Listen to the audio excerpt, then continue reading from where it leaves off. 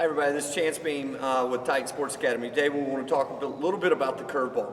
I know especially with our 12-year-old team, 11 and 12 would probably be the first time that I would probably really look to introduce curveballs to younger players.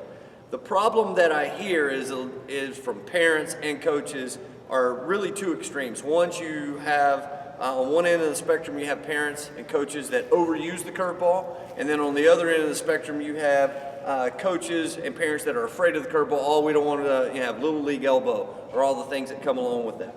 The problem with that scenario is neither one is right. Overusing the curveball, throwing it 40–50% of the time is way excessive. The same way as if a guy only throws it 1, 2 to 5, 7% of the time.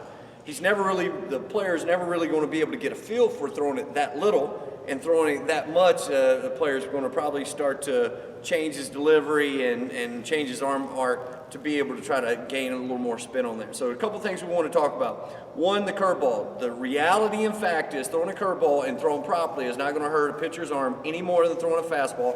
Truth of the matter is actually slightly better for the arm, and here's what I mean.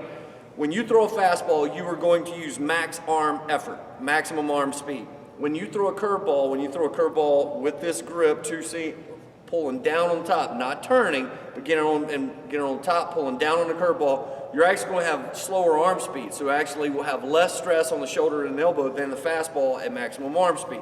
So they got that one. The next thing is, especially with younger kids, they have a real difficult time understanding spin. So one of the things that we start with is most of you guys have these in your trash can at home.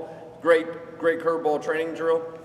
You will start with your partner, and this basically having a curveball grip, 2 fingers on top, thumb on the bottom, turn here, and then I'm going to just flip the bottle, and I want to see a 12 to 6 spin.